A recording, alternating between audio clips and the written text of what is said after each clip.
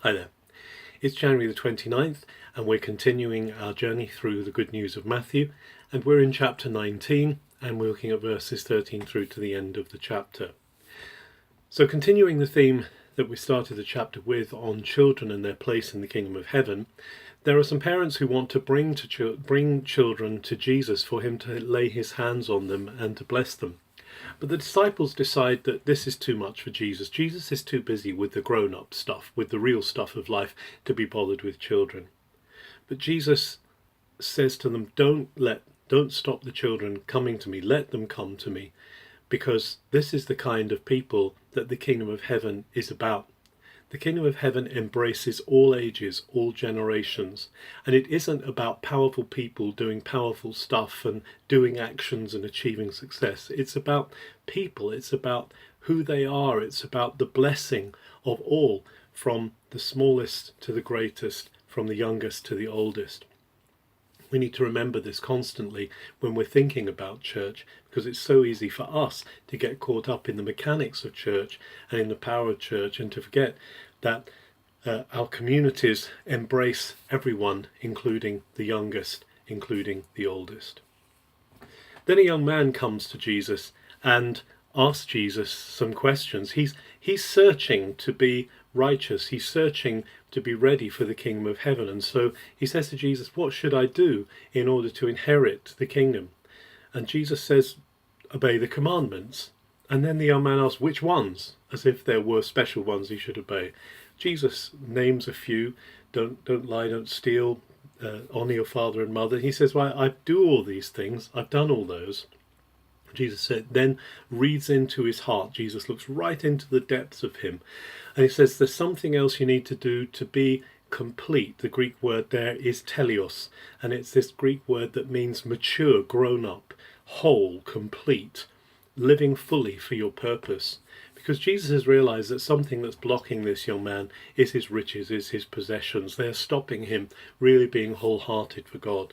So he says that he needs to go and sell everything he has, give it to the poor, and come and follow Jesus.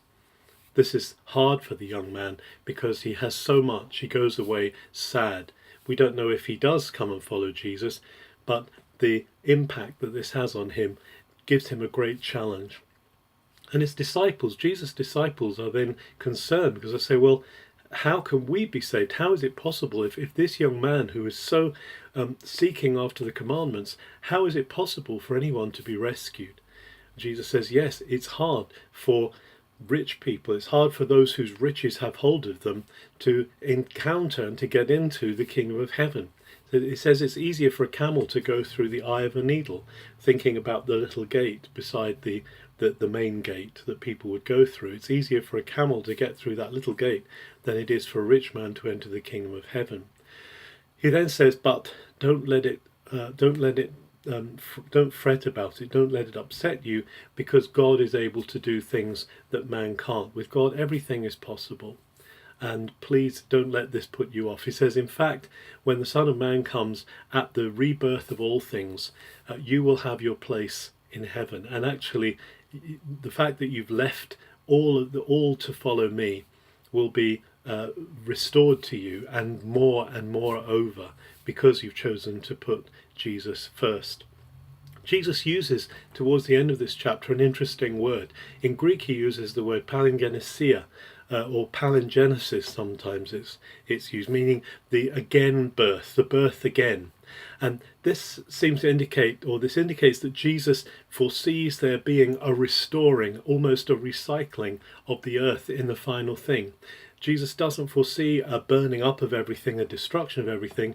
There is going to come a reckoning. There is going to come a day when God steps into time, when Jesus actually returns and restores the earth to what it should be. But it's going to be a restoration, kingdom of heaven coming fully on earth. And Jesus says at that time, the tables will be turned. Those who were least will be greatest. Those who had seemingly no power will be given great authority, because they have learned how to give up everything for the sake of Jesus. The call is always for us not to allow our hearts to be taken over by the material things around us. It's so easy to give ourselves to material things. But Jesus says, store treasure in heaven. What are the eternal things? What are the things that really matter? We often say we can't take it with us, that we can't take our material possessions with us into God's presence, but maybe we need to be thinking more about, well, what is it that I can store up? What is it that is eternal? What are the things I can be investing in that will, in the restoration of all things, in this palingenesis that Jesus talks about, will last and will prosper? Have a very good January the 29th.